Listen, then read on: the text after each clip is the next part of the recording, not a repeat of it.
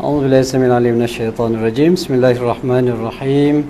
Alhamdulillahirabbil alamin wassalatu wassalamu ala asyrafil anbiya'i wal mursalin sayyidina maulana Muhammad wa ala alihi wa ashabihi wa dzurriyyatihi ajmain wa ba'd. Assalamualaikum warahmatullahi wabarakatuh. Kita mulakan Tuan Haji Jamal, ahli-ahli Jawatan Kasar Surau, tuan-tuan puan-puan yang dirahmati Allah Subhanahu wa taala. Alhamdulillah wa syukurillah. Kita berjumpa sekali lagi pada minggu ini dan insya-Allah kita akan sama-sama bincangkan tajuk yang masih lagi sama. Tajuknya masih lagi berkaitan dengan air. Okey, berkaitan dengan air. Seperti mana yang kita jelaskan pada minggu sebelum minggu lepas, sebab minggu lepas kita tak ada. Kita sebutkan bahawa air ini adalah sebagai alat. Ya, alat yang Allah Taala jadikan untuk kita gunakan untuk bersuci. Ya, untuk kita bersuci, dan ini dijelaskan oleh Allah Subhanahu wa taala di dalam Al-Quran. A'udzubillahi minasyaitonir rajim. Idh yughashshikumun nu'asa amanatan minhu yunazzilu 'alaikum minas samaa'i ma'an liyutahhirakum bihi wa yudhhiba 'ankum rijza asy-syaitani wa liyarbita 'ala qulubikum wa yuthabbita bil aqdam.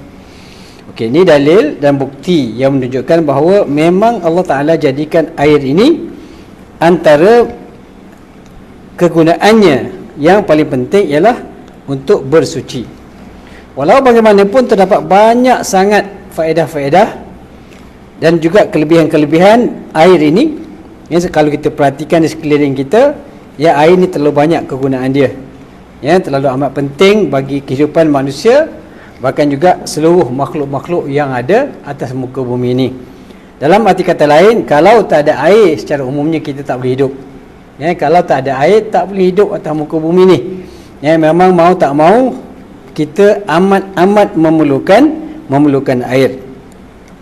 Dalam surah Al-Anfal yang saya bacakan tadi, Allah Ta'ala menyebutkan bahawa ingatlah ketika kamu dilanda perasaan mengantuk sebagai satu pemberian aman daripada Allah SWT untuk menenangkan kamu. Ini kita dah sentuh 2 minggu lepas, ya. Jadi mengantuk ni sebenarnya adalah satu anugerah daripada Allah SWT. Jadi itu satu anugerah, cuma anugerah ni kena pakai dengan cara yang betul lah. Kalau tak dia jadi benda lain pula. Bila pergi solat Jumaat je pakat mengantuk. Sebab apa? Kita anggap itu sebagai satu anugerah, kita melayan je kan. Sudah-sudah orang kejut nak solat Jumaat dan nak solat kan. Ada sampai terlena terus, ada sampai berlingkur pun ada. Tu walau bagaimanapun dia adalah satu nikmat, satu nikmat pemberian Allah SWT. Sebab bila ngantuk akhirnya kita tidur. Bila kita tidur akhirnya jiwa kita akan tenang sebenarnya. Sebab orang yang payah tidur ni sebenarnya gambaran bahawa dia tidak tenang jiwa dia. Jadi kalau kita boleh tidur mudah ni artinya jiwa kita tenang lah. Itu kelebihan dia. Jiwa kita tenang, tak banyak masalah. Orang ada banyak masalah tak boleh tidur, tuan-tuan. Ada banyak masalah tak boleh tidur. Alung kejar kita boleh tidur tak, tuan? Contoh lah, kita agak tak terlibat dengan alung lah kan. Alung duduk follow setiap masa kita mana kita pergi kan. Tidur malam tu tak lena. Begitu juga orang kaya, tuan-tuan. Orang kaya ni sebenarnya payah nak tidur. Nasib baik kita tak kaya lah. Sebab kaya ni payah payah nak tidur. Sebab apa? Sebab risau orang rompak lah, risau orang kidnap anak lah, macam-macam. Jadi kalau kita hidup dalam keadaan yang sederhana, tak kaya sangat, sebab tu kita tengok ramai orang yang kaya disorok kekayaan dia. Sebab apa, tuan-tuan? Supaya tidak akan diambil kesempatan oleh orang lain. Bila kita kaya, orang nampak kita kaya, ada yang tak suka, ada yang dengki dan sebagainya. Lepas tu kalau kita tengok orang Melayu kaya dengan orang Cina kaya lain, tuan-tuan. Kalau tuan-tuan biasa dengan TikTok, kita kadang-kadang bila layan TikTok ni kita tengok ramai rupanya budak-budak muda kita umur 23 tahun, 24 tahun pakai kereta Lamborghini, tuan-tuan. Harga dia 2-3 juta. Saya pun mula-mula tu kira kagum jugalah. Bila cek-cek mereka ni rupanya terlibat dengan apa? Forex. Bila cek-cek, ulama kata forex haram. Bila kata-kata haram, orang tembak kita. Bertalu-talu tembakan dia kan. Artinya apa dia? Artinya orang Melayu ni banyaknya Bila kaya dia mula nak tunjuk-tunjuk kekayaan dia. Sedangkan bangsa asing jarang kita tengok dia tunjuk-tunjuk ke harta. Inilah berbeza dia. Tak tahulah apa puncanya tapi itulah hakikat yang berlaku dalam masyarakat kita. Jadi sebenarnya kekayaan ini adalah milik Allah yang tidak perlulah sebenarnya kita nak bangga-bangga, ya, kerana semuanya itu adalah milik Allah SWT yang Allah Taala kurniakan. Cuma cara Allah Taala bagi rezeki pada kita ni ada cara dia terbuka. Di hadapan kita ada dua kaedah. Ada yang halal, ada yang haram. Jadi kalau kita pilih yang halal, alhamdulillah. Ya, kalau kita pilih yang haram, kitalah yang akan menanggung dia punya kesan daripada apa yang kita lakukan.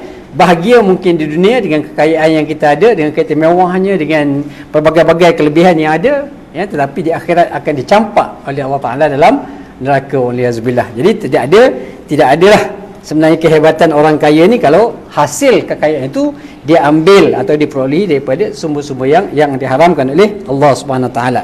Betul kan? Berbalik kepada apa yang kita sebutkan tadi, bahawa ya, orang yang miskin sebenarnya ada banyak kelebihan dia. Tadi kita kata orang kaya payah nak tidur kan. Jadi orang miskin, ya, tetapi dia keadaannya dalam apa pun keadaan, miskin ke kaya ke, kalau iman dia ada, ya, keyakinan dia pada Allah Taala kuat, dia boleh bahagia juga sebenarnya. Jadi kalau kita diberi pilihan nak jadi kaya beriman ke miskin yang beriman, maka kita pilih yang kaya beriman lah. Sebab kalau kaya beriman, dia dapat dua syurga, syurga dunia, syurga akhirat. Tapi kalau dia miskin di dunia tapi kaya di akhirat, okey juga kan? Sebab dikatakan dalam sebuah hadis bahawa orang-orang miskin ini lebih awal masuk syurga daripada orang kaya. Sebab apa tuan-tuan? Sebabnya orang miskin ni tak banyak kena soal, kan? Duit dia mati pun tak ada dia tinggal, tak ada benda pun tinggal. Macam Nabi SAW pun tak tinggal banyak, tak ada harta untuk diwarisi, kan? Jadi bila tak ada harta, tak banyaklah soal dia. Kalau orang ada harta banyak, pertama dia akan disoal apa dia? Daripada mana dapat duit ni? Itu satu hal. Yang tu kadang-kadang tak lepas. Okey. Lepas tu ke mana pula belanja? Zakat bayar tak? Banyak soalan-soalan dia, tuan-tuan. Jadi lamalah untuk seorang yang kaya itu, ya, masuk syurga. Walaupun dia mungkin masuk syurga insya-Allah kalau dia orang yang soleh, tapi banyak dia punya proses-prosesnya. Jadi ada kelebihan juga. Tapi kalau orang yang kaya tapi kekayaan itu mendekatkan dia lagi kepada Allah SWT, boleh juga. Ada harta banyak dia infak jalan Allah SWT, tak banyak, bila dia mati tak banyak yang tinggal. Dia kaya, duit banyak dapat, tapi duit yang banyak dapat itu diinfak di jalan Allah SWT. Maka bila dia mati tak banyak harta yang ditinggalkan. Itu pun satu kaedah juga, ya, untuk mendapat rahmat Allah Taala di hari akhirat nanti, ya. Baik, berbalik pada cerita kita tentang apa tadi, tidur tadi, tuan-tuan. Cerita pasal tidur ni, ya, dia adalah nikmat Allah Taala yang memang kita tak dapat nafikan. Kalau kita tak tidur seminggu, memang ada masalah lah. Kepala kita pun mungkin jadi tak betul berfikir, kan? Jadi tidur ni penting, ya. Tapi kalau lebih tidur pun tak boleh juga. Kalau dalam contohnya, dalam masa kita pergi solat Jumaat, bila dari satu sudut bagus, sebab dia menandakan ketenangan kita. Tapi dari sudut yang lain rugilah. Sebab apa rugi? Orang baca khutbah, antara sebabnya kenapa solat Jumaat itu 2 rakaat, ya, antaranya kerana ada khutbah. Tapi kita pergi tidur, tuan-tuan, tak dengar baca khutbah. Jadi hilanglah dia punya fadilatnya. Kita pergi nak dengar, supaya setiap minggu kita ada dengar peringatan-peringatan yang diberikan oleh khatib, kan. Daripada situ kita bawa balik, jadikan bekal, jadikan panduan. Nanti tiba-tiba kita pergi tidur, dapat solat je lah. Peringatan-peringatan tak dapat rugi. Tidur ni pun memang patut tidur bila perlu, dan jangan terlalu banyak tidur. Kerana tidur ni sebenarnya kalau terlalu lebih, artinya kita telah membuang masa yang banyak, membuang umur. Umur kita, tuan-tuan, habis dekat tidur je. Ada orang yang sangat suka tidur, jadi rugi, tuan-tuan. Baik. Kemudian dan ingatlah ketika dia menurunkan kepada kamu hujan dari langit untuk membersihkan kamu dengannya dan menghapuskan gong-gong syaitan. Pertamanya Allah Ta'ala sebutkan sini, air ni tujuan dia untuk apa? Untuk membersihkan, untuk tujuan pembersihan, ya. Bayangkan tuan-tuan, ya, kalau kita terkena najis, kemudian tak ada air, menanggunglah dia punya baunya yang tidak enak kan. Selagi mana tak jumpa air, selagi itulah kita akan bau benda yang busuk kan. Contohnya. Jadi bila ada air je, selesai masalah. Bersihkan dia, campur pula dengan air sabun dan sebagainya, maka hilanglah kerisauan kita. Jiwa pun kita akan jadi tenang, hidup kita pun jadi lebih ceria dengan apa nama ni, dengan bau yang busuk tidak ada lagi. Bila bau yang busuk tidak ada lagi, maka jiwa kita akan jadi tenang. Pentingnya airnya tuan-tuan, pentingnya air. Selain daripada itu juga, dia boleh menghapuskan gangguan syaitan. Macam mana air boleh hapuskan gangguan syaitan? Okey, antaranya begini tuan-tuan, air ni ada kaitan dengan wuduk, seperti mana kita tahu. Dan wuduk ni insya-Allah, kalau kita ambil wuduk dengan betul, dia insya-Allah boleh menghalang kita daripada gangguan syaitan. Jadi kalau kita ada anak, contohnya anak selalu kena gangguan malam-malam, isteri kita pun kadang-kadang ada gangguan, ya. Jadi antara kaedah yang baik adalah untuk kita halang daripada gangguan syaitan itu, suruh isteri kita, suruh anak-anak kita ambil wuduk. Dan kalau boleh biar berada sentiasa dalam keadaan wuduk. Dikatakan bahawa wuduk ini juga sebagai pendinding untuk kita elakkan daripada terkena sihir dan sebagainya. Jadi ini pun di antara perkara yang boleh kita lakukan sebagai ikhtiar lah untuk kita elakkan daripada benda-benda yang tidak baik menghampiri kita. Sebab air ni sangat besar, dia punya kehebatan dia. Okey. Selain daripada itu juga, air juga boleh menguatkan hati kamu dan memantapkan pendirian kamu di medan perjuangan. Okey, macam mana air ni boleh dikaitkan dengan perang? Macam mana boleh air ni boleh dikaitkan dengan memantapkan pendirian? Dia berkait sama juga macam kita sebutkan tadi. Air ni berkaitan dengan antaranya wuduk. Air berkaitan dengan ibadah. Okey, so siapa yang guna air ni untuk ibadah? Orang yang beriman. Orang yang beriman. Orang yang tak beriman, dia nak ambil wuduk, dia tak ambil wuduk tuan-tuan. Okey, orang yang beriman saja akan menggunakan air untuk berwuduk. Untuk wuduk untuk apa? Saja-saja je wuduk, tak. Bila dia ambil wuduk, dia guna untuk apa? Untuk solat. Bila ambil wuduk, dia gunakan untuk tawaf, untuk buat ibadah, untuk bangun malam-malam, untuk baca Quran. Jadi wuduk ni, air ni yang ada kaitan yang sangat rapat dengan wuduk ni, air wuduk ni, artinya dia boleh memberikan ketenangan kepada kita. Artinya apa tuan-tuan?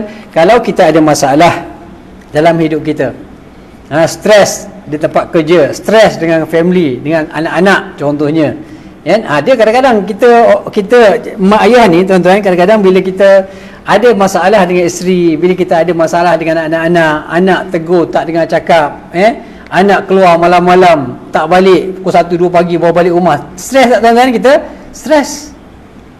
So antara ubatnya ialah kita apa? Kita gunakan air, ambillah wuduk, ambil wuduk, ambillah wuduk, kemudian bacalah Al-Quran, bangunlah malam untuk salat tahajud dan sebagainya. Maka ini sebenarnya boleh memberikan kekuatan pada jiwa kita, memberi kekuatan kepada pendirian kita. Artinya kita, walaupun apa pun cubaan yang kita hadapi, anak-anak itu adalah amanah kita dan tanggungjawab kita adalah untuk mendidik mereka. Walaupun apa masalahnya, kita akan tetap terus berhadapan dengan cabaran tersebut. Kita sabar.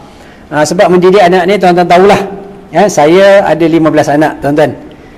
Cucu sekarang ada 8. Alhamdulillah, semalam baru dapat seorang lagi cucu yang ke-8. Alhamdulillah. Okey, mendidik anak ni seperti mana kita tahu bukan satu perkara yang mudah, yang perlu banyak kesabaran. Sebab anak-anak ni dia berbagai-bagai. Tak sama, anak ni tak sama antara satu sama lain, walaupun dia keluar daripada benih kita, keluar daripada isteri kita, tapi dia punya rizak dia tak sama. Ada anak yang tak payah ajar banyak tuan-tuan, dia suka ikut je. Mak ayah dia solat, dia pun solat. Itu satu jenis anak. Kalau ada anak yang macam ni, alhamdulillah. Kalau semua anak kita, contohnya kalau saya ada 15 anak, semua macam tu, tak payah suruh, buat benda baik. Ikut ayah dia solat, dia solat. Ayah dia mana yang buat benda yang baik, dia buat. Baca Quran, baca buku. Best lah anak macam tu kan. Tapi hakikatnya tidak macam tu. Hakikatnya 15 anak, 15 ragam dia. Ini masalah dia. Ini masalahnya, lagi ramai anak, lagi banyak cabaran dia. Okey. Jadi ada anak yang senang sangat Ya, bila dia tengok mak ayah dia buat dia solat, contohnya solat, mak tengok mak ayah dia mengaji, dia pun duduk sama mengaji, tak payah suruh pun, tak payah ajak pun. Tapi ada anak yang tengok saja, dia tengok dia tengok ayah dia solat, dia pun tak tahu kena ajak, jom bang, jom adik, jom akak, kita solat, barulah dia pergi. Itu kategori yang kedua. Anak yang kedua kena ajak, kena panggil dia, baru dia pergi. Ada kategori yang lain, tengok pun dia tak buat, ajak pun tak buat.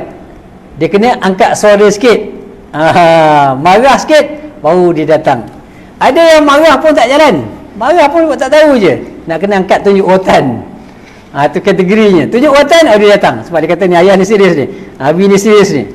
Ada yang tunjuk rotan tak buat apa-apa, dah kena bagi dulu, baru dia gerak. Itu kategori yang berapa? Keempat, kelima tuan-tuan. Ada yang bagi dah kena rotan, dia kata apa? Tak sakit. Tak sakit pun dia buat tak tahu je. Nak buat macam mana tuan-tuan?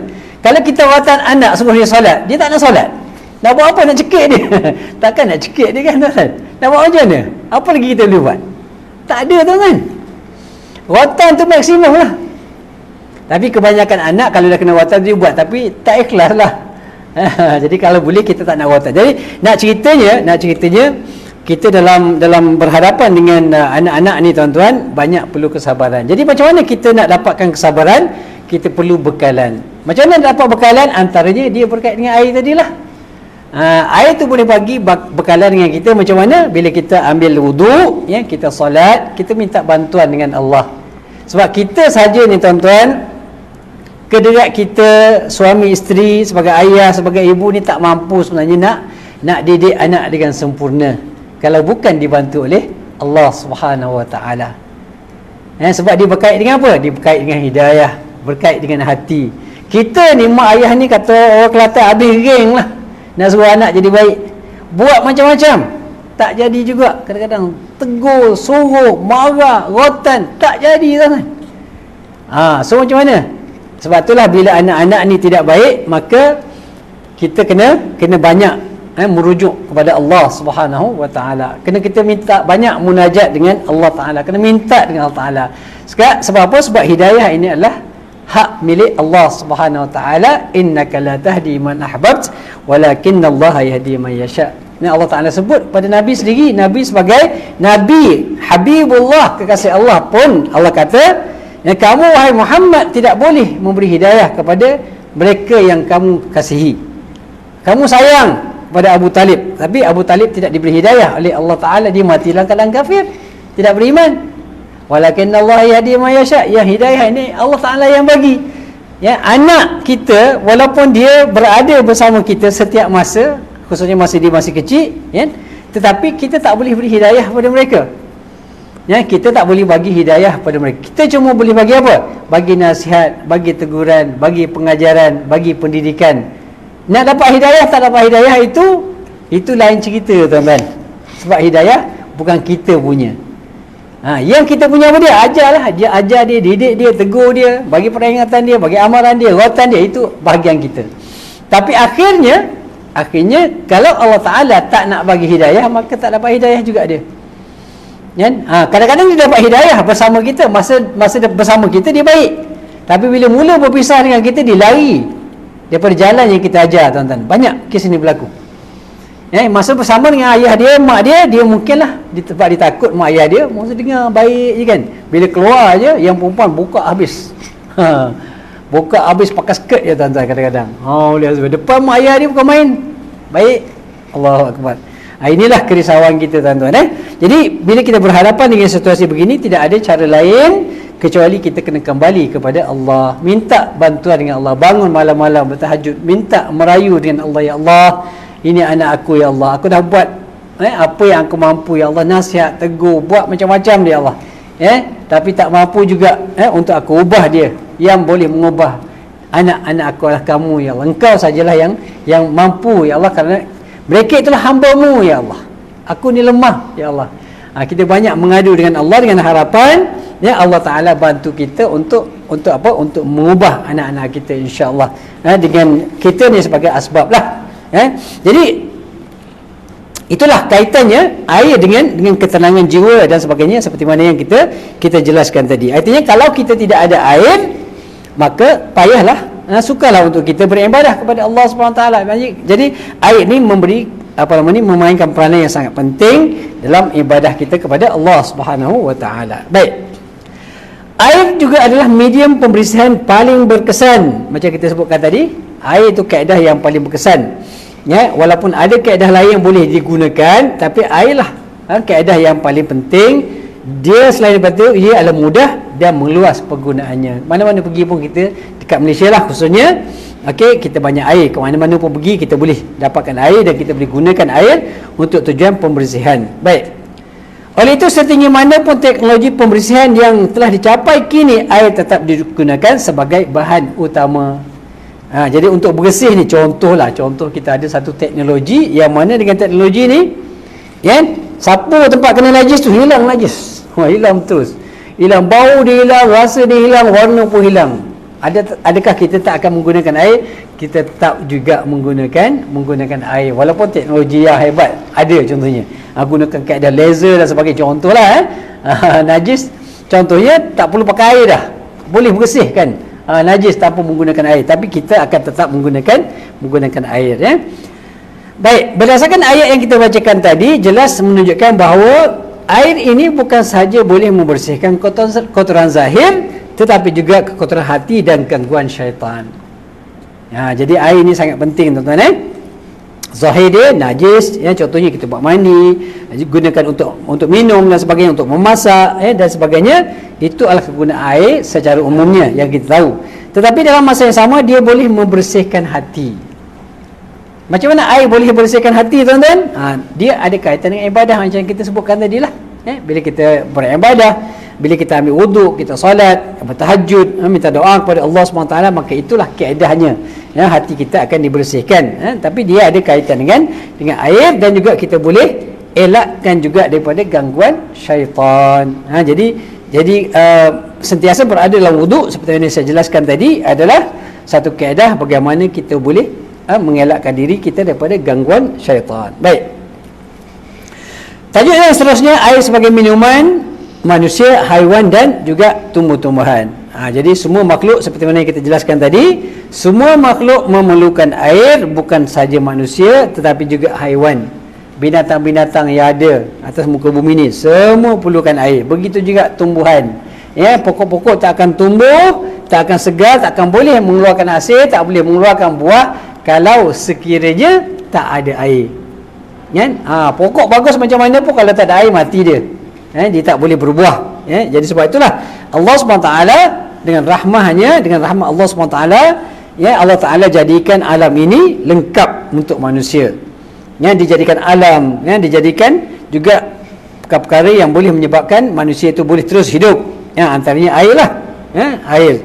Dan Allah SWT menyebutkan dalam Al-Quran surah Al-Waqi'ah, ayat yang ke-68 yang berbunyi, a'udzubillahi minasyaitonir rajim, afara'aitumul ma'a alladhi tashrabun, tidakkah kamu melihat hakikat air yang kamu minum itu? Jadi tujuan Allah Ta'ala menyebutkan di sini ialah untuk kita ingat bahawa air ini bukan kita punya. Air ini walaupun kita bayar bil, kita punyalah. Tak ada orang boleh ambil air kita kecuali dengan izin. Tetapi pada hakikatnya yang memberikan kita air adalah Allah Subhanahu Wa Ta'ala. Kita kena ingat setiap kali kita buka pipe air, dalam bilik air kita nak gunakan untuk kita mandi, berwuduk dan sebagainya, kita kena yakin bahawa itu adalah kurniaan daripada Allah Subhanahu Wa Ta'ala. Setiap kali kita minum, kita kena yakin bahawa kita minum itulah air yang disediakan oleh Allah Subhanahu Wa Ta'ala, dan kita sebenarnya tidak ada langsung kekuatan di situ. Yang memberikannya adalah Allah Subhanahu Wa Ta'ala. Jadi setiap kali kita berinteraksi dengan air, berhubung dengan air, ataupun kita ada kaitan dengan air, bila apa yang kita buat itu berkaitan dengan air, maka kita perlu ingat bahawa air itu adalah kurniaan Allah SWT. Minum air, kita ingat alhamdulillah ya Allah, Engkau berikan aku air. Masuk bilik air, mandi, alhamdulillah ya Allah, Engkau berikan air untuk aku mandi ya Allah. Ya, bila kita berwuduk pun sama juga, ya Allah, alhamdulillah, syukur padamu ya Allah yang menggunakan air untuk aku beribadah, untuk berwuduk, dan kemudian beribadah kepadamu ya Allah. Jadi setiap kali kita berjumpa ataupun bertembung dengan air atau menggunakan air, maka setiap kali itulah sepatutnya kita mengucapkan kesyukuran kepada Allah Subhanahu Wa Taala, ya, kerana air itu bukan ciptaan kita, ya, bukan kerana kehebatan kita, tetapi adalah kerana kurniaan daripada Allah Subhanahu Wa Taala. Baik. Di dalam surah An-Nahl ayat yang ke-10 Allah Subhanahu Wa Taala berfirman, a'udzubillahi minasyaitonir rajim, huwallazi anzala minas samaa'i maa'a lakum minhu syarabun wa minhu syajarun fihi tusimun. Dialah yang menurunkan hujan dari langit, sebahagian daripadanya untuk minuman kamu, dan sebahagian lagi untuk menumbuhkan pokok-pokok tumbuhan, untuk kamu melepaskan binatang-binatang ternakan untuk makan rumput-rumput padanya. Ini Allah Ta'ala jelaskan kepada kita. Bukan apa? Walaupun kita nampak benda itu semuanya datang daripada Allah SWT, tapi Allah Ta'ala masih lagi sebut dalam Al-Quran. Untuk apa? Untuk kita sentiasa ingat, untuk kita sentiasa peka, ya? Jadi Allah Ta'ala sentiasa ingatkan kita. Tapi nak ingat ni macam mana, tuan-tuan? Nak ingat ni kena kembalilah kepada ayat-ayat Allah Subhanahu Wa Ta'ala. Inilah tujuan dia, inilah matlamatnya. Kenapa kita perlu datang majlis-majlis ilmu ni? Kerana kalau kita duduk kat rumah, duduk tengok TV, tuan-tuan duduk tengok video, tak nampak benda-benda ni, kecuali lah kita cari benda-benda macam ni. Kalau tidak, kita akan hanyut dengan hiburan-hiburan. Anak-anak kita juga hanyut dengan hiburan-hiburan. Dia tak akan jumpa benda ni, tuan-tuan. Kecuali kita bagi kat dia, okey, baca ni, tengok ni, okey, pergi search kat YouTube, cari ayat-ayat yang ayat Quran berkaitan dengan air contohnya. Kita suruh, kita kena arahkan dia, kena guide anak-anak ni, tuan-tuan. Kalau tidak, dia tengok kartun je. Itu kerja dia, anak-anak ni, tuan-tuan. Sekejap pantang lepa. Kita kata jangan tengok benda tak bermanfaat, sekejap-sekejap kartun, sekejap dia main game, tuan-tuan. Ini anak bukan cerita anak orang ni, anak kita ni. Duduk dah bagi amaran, dah bagi macam-macam peringatan, tuan-tuan. Tapi nak cerita pasal anak ni memang panjang lah ceritanya, tuan-tuan. Baik. Jadi benda-benda ni perlu kita ingat setiap masa, ya, kerana Allah Ta'ala lah yang menjadikan air ini, dan Allah Ta'ala jelaskan dalam Al-Quran bahawa air ini tujuannya Allah Ta'ala turunkan kepada kamu adalah antaranya untuk dijadikan minuman. Jelas. Walaupun kita tahu hari-hari kita minum air, tapi kadang-kadang kita tak terasa, kita tak terasa kenikmatan yang diberikan oleh Allah SWT. Kita makan, minum air, enjoy macam tu saja. Kadang-kadang tak ingat Allah Ta'ala. Kadang-kadang tak baca bismillah pun. Kadang-kadang tak ingat baca bismillah pun, tuan-tuan. Minum air, minum teh tarik, apa semua sekali kan.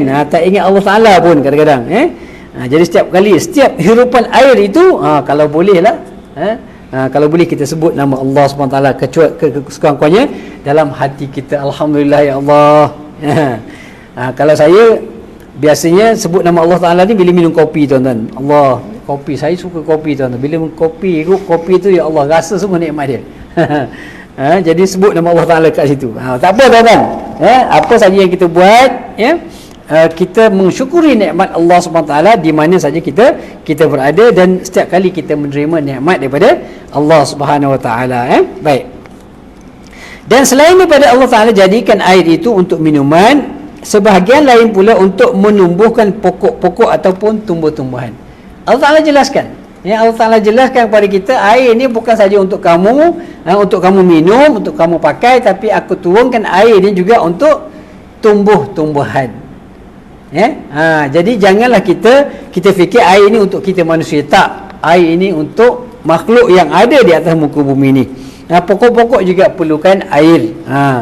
Begitu juga untuk bila pokok-pokok ni dapat air, maka dia akan tumbuh, rumput-rumput akan tumbuh. Contohnya, rumput ni untuk siapa pula? Untuk binatang-binatang ternakan makan.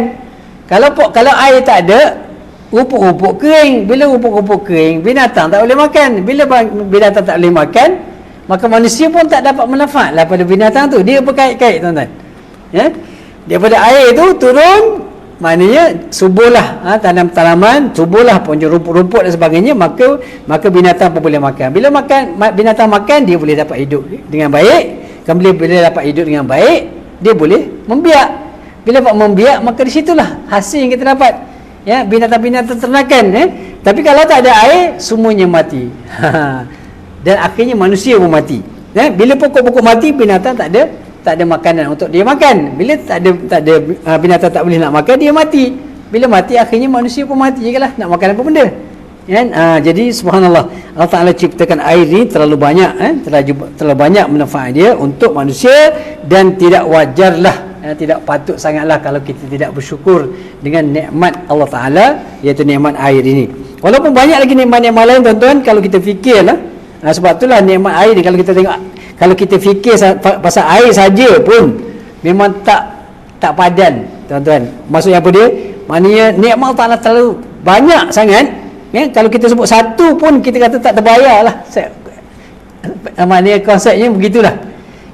Kalau Allah Ta'ala tanya saja, kalau Allah Ta'ala nak balik kita bayar, air saja pun dah tak terbayar tuan-tuan. Belum lagi nikmat-nikmat yang lain, nikmat kehidupan kita, nikmat udara, nikmat oksigen, nikmat mata, telinga dan sebagainya. Banyak sangat nikmat, sebab tu Allah Ta'ala sebut selalu, kalau kita baca dalam Quran, wa in ta'uddu ni'matallahi la tuhsuha. Kamu nak kira, nak hitung nikmat Allah Ta'ala ni, maka kamu tak mungkin akan boleh mengiranya. Tak terhitung tuan-tuan. Banyak sangat nikmat yang Allah Ta'ala berikan kepada kita. Air saja ni pun subhanallah, air saja pun kalau kita hitung-hitung, Allahu Akbar. Kalau nak nilai lah, walaupun air harganya murah, sebab dia banyak, kat Malaysia ni air antara benda yang murah lah, tak banyak mandi lah, saya suntuk mandi pun tak banyak dia punya bil air. Tapi apalah hakikatnya, air itu bukanlah maksudnya kita tengok dari sudut harga nilai duit tu, tapi nilai air itu yang diciptakan oleh Allah Ta'ala, itulah sebenarnya yang patut kita syukuri. Sebab hari ni kalau kita bersyukur pun tuan-tuan, banyak kita syukur kalau dapat benda-benda mahal, benda-benda mahal. Air ni kadang-kadang kita tak syukur pun, kecuali bila kita kena catu air, bila dapat air tu rasa seronok sangat, masa tu lebih sikit syukur dia. Kalau tidak, kita tidak begitu menghargai nikmat air ini. Baik tuan-tuan, Allah SWT seterusnya dalam ayat-ayat yang kita bacakan tadi, jelaslah bahawa air yang kita minum dan gunakan untuk kehidupan harian adalah kurniaan Allah Ta'ala kepada kita. Inilah kurniaan Allah SWT kepada kita, dan Allah Ta'ala tak minta pun kita bayar balik tuan-tuan. Tak minta bayar balik pun. Allah Ta'ala bagi air ni secara umumnya secara percuma, walaupun kita kena bayar bil, tapi kalau kita nak kira nilai air itu sebenar, memang tak patut, tak sepadan dengan bil yang kita bayar sebenarnya. Kalau kira nilai air tu lah, mana istilahnya macam ni, kalau ditakdirkan air tu tak ada, dan kalau nak minum air ni kena beli dengan harga yang hakikat sebenar, yang diceritakan oleh Allah Ta'ala, maka mungkin kita tak termampu untuk bayar air itu, jadi itu artinya apa dia? Artinya nilai air itu sangat tinggi sebenarnya. Manusia bukan saja diciptakan daripada air, bahkan dapat terus menghuni alam dan meneruskan kesinambungan hidup mereka.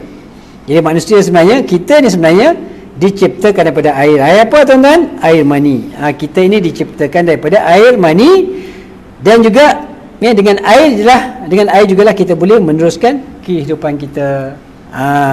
Jadi air ni sangat penting tuan-tuan. Baik. Oleh itu Allah menegaskan hakikat ini untuk memberikan ingatan kepada kita bahawa Dia tidak hanya menjadikan kita, tetapi Dia juga yang menentukan kesinambungan hidup kita.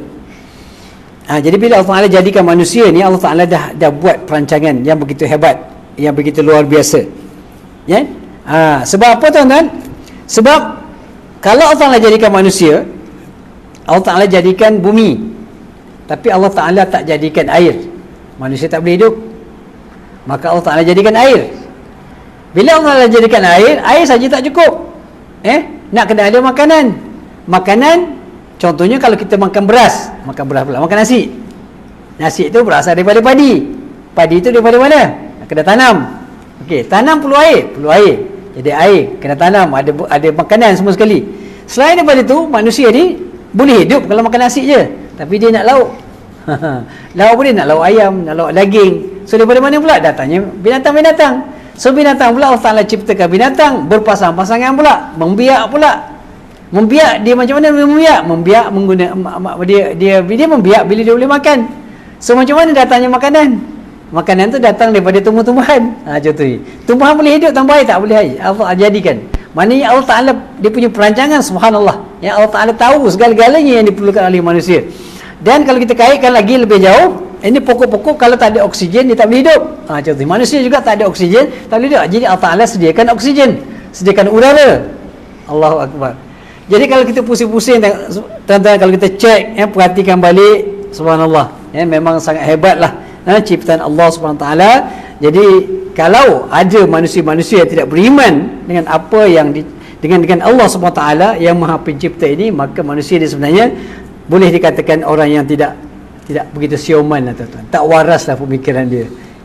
Kalau tak boleh berfikir lagi dengan apa yang disediakan oleh Allah Taala ni, macam tak waras lah. Jadi boleh katakan macam itulah. Kalau dia waras, dia kena berfikir. Dia berfikir dengan baik, dengan waras, dengan cara yang betul, berfikir, melihat, memerhati sekeliling mereka. Mereka tidak boleh menafikan apa yang diciptakan oleh Allah SWT. Siapa yang boleh menciptakan ni oksigen yang ada dalam udara ni, yang kita boleh hidup, bernafas ni? Siapa yang mencipta? Siapa yang mencipta bumi dan langit? Siapa yang menurunkan hujan? Siapa yang mencipta matahari, bulan dan sebagainya, planet-planet? Tak ada siapa pun yang mencipta kecuali Allah. Tapi masih lagi ramai manusia yang tidak beriman. Dan yang pelik lagi, tuan-tuan, yang tak beriman ni pula lebih ramai daripada yang beriman. Ni pelik dia. Artinya macam kita selalu sebut, manusia yang ada hari ini 7 bilion, tuan-tuan, yang beriman cuma 1.5 bilion.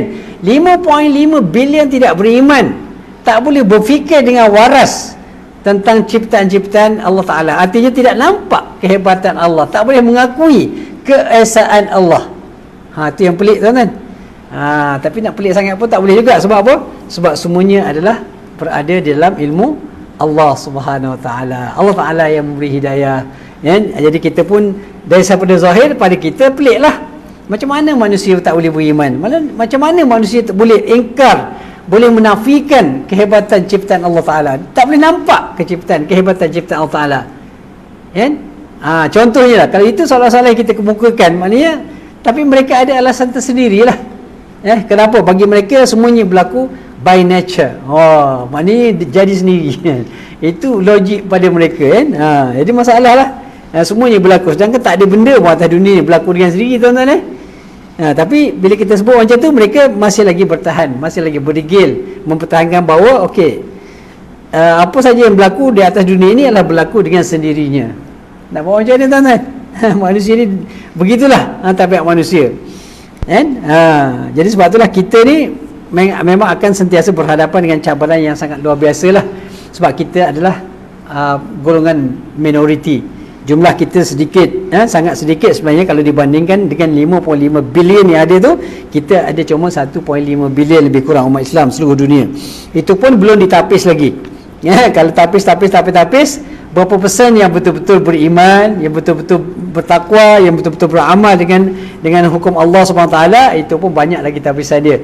Tapi atas nama Islam saja pun 1.5 bilion sahaja data dunia ni. Baik, tuan-tuan, oleh itu Allah menegaskan hakikat ini untuk kita memberi peringatan, untuk memberikan ingatan kepada kita. Jadi apa yang Allah Ta'ala sebutkan dalam Al-Quran ini, seperti mana kita selalu sebutkan bahawa manusia ni, dia hanya boleh berfikir berdasarkan apa yang dia nampak depan mata dia. Bila tak nampak je, dia dah mula bela, dia tak tahu nak fikir apa benda. Sebab itulah tentang apa-apa yang berkaitan dengan kejadian, contohnya langit, bumi dan sebagainya, apatah lagi kalau berkaitan dengan akhirat, berkaitan dengan syurga dan neraka contohnya, semuanya itu mesti dijelaskan oleh Allah Ta'ala. Manusia tak mungkin sampai pemikiran mereka kepada akhirat. Kalau dia tak ada, kalau kita tak ada Quran, tak ada sunnah, tak terfikir kita, tuan-tuan, akhirat ni. Sebab benda yang luar biasa, benda yang kalau kita kata tak masuk akal. Kalau kita pakai logik, tak boleh terima, tuan-tuan. Macam mana mati boleh hidup balik? Dah hancur lebur boleh hidup balik? Logik tak logik, tuan-tuan. Tak logik. Kalau guna logik, akal tak terima, tak boleh terima. Mati dah, hancur lebur. Hidup macam mana lagi? Sebab apa? Kita fikir sebagai manusia. Sebab manusia dia terhad sangat, dia punya pemikiran dia. Dia tak boleh pergi. Macam mana orang dah mati hidup balik? Contoh, macam mana dah hancur dunia ni, timbul balik ada dunia baru. Dan patut tak mati pula. Macam mana boleh tak mati? Manusia hari ni mati, hidup selama-lamanya di akhirat. Macam mana tuan-tuan? Macam mana bakar-bakar contohnya di dalam neraka, dibakar, tak mati tuan-tuan? Boleh ke bakar tak mati? Tak logik tuan-tuan. Sebab tu cerita-cerita tentang akhirat ni bukan cerita pasal logik tuan-tuan. Dia semua benda tak logik. Semua benda tak logik. Orang masuk syurga, luas syurga tu langit dan bumi tuan-tuan. Mana boleh? Lepas tu nak sebesar mana? Manusia berapa banyak, berapa bilion, trilion yang daripada zaman Nabi Adam sampai Nabi Muhammad, berapa ramai manusia yang masuk syurga. Nak letak kat mana? Dunia tu kat mana? Tak logik tuan-tuan. Jadi kita ni sebenarnya percaya kepada benda yang tak logik. Tapi hebatlah kita. Benda yang tak logik pada pandangan manusia kita boleh percaya dan kita yakin sepenuhnya mesti betul. Syurga tu mesti betul, neraka tu mesti betul, azab kubur itu betul, nikmat dalam kubur, dalam alam barzakh pun betul. Semuanya betul dan benar seperti mana yang dijelaskan oleh Nabi SAW, seperti mana dijelaskan oleh Al-Quran. Walaupun dia tak logik. Jadi kelebihan kita orang Islam ni tuan-tuan, kita percaya kepada benda-benda yang tak logik secara zahir pada pandangan orang. Bagi kita logik je. Bagi kita orang Islam logik. Apa tak logik pula? Kerja Tuhan. Kita dulu ada tak? Kita dulu tak ada pun. Logik kan daripada air boleh jadi manusia? Tak logik tuan-tuan. Air mani jadi manusia, cuba letak kat situ. Setahun 2 tahun tak jadi manusia tuan-tuan, letak kat situ. Jadi tak jadi. Logik tak logik juga kan? Tapi bila kita cerita, kita kaitkan dengan kejadian semua kejadian dengan Allah, dengan kekuasaan Allah, dengan kehebatan ciptaan Allah, maka semuanya logik. Kalau Allah Ta'ala boleh cipta langit dan bumi, kalau Allah Ta'ala boleh ciptakan kita manusia ni daripada tak ada kepada ada, so apa peliknya cipta yang dah ada? Kan? Bagi kita logik. Tapi bagi mereka, bagi majoriti orang tak logik. Bagi orang yang, sebab tu mereka tidak beriman. Sebab mereka beriman berdasarkan pada logik pandangan mereka. Tapi kita semuanya logik. Itu perbezaannya. Logik sama logik. Dia kata logik, kita kata tak logik. Kita kata tak logik, dia kata logik. Itu payah dia. Jadi apa pun tuan-tuan, kita bersyukurlah kepada Allah SWT kerana kita telah dipilih oleh Allah SWT untuk menjadi hamba-hambanya yang beriman, insya-Allah. Dah masuk Isyak? Okey, dah masuk Isyak. Ya tuan-tuan, kita berhenti di sini untuk minggu ni. Mudah-mudahan ada manfaatnya yang baik daripada Allah SWT. Ya lemah ya kurang al-kalam saya sendiri, minta maaf banyak-banyak. Aku qauli hadza wa astaghfirullah li wa lakum. Wassalamualaikum warahmatullahi wabarakatuh. Subhanallah wa bihamdihi, subhanakallahumma wa bihamdika, asyhadu an la ilaha illa anta, astaghfiruka wa atubu ilaik. Wal 'asri innal insana lafi khusr illa alladhina amanu wa 'amilus salihati wa tawassaw bil haqqi wa tawassaw bis sabr. Assalamualaikum warahmatullahi wabarakatuh.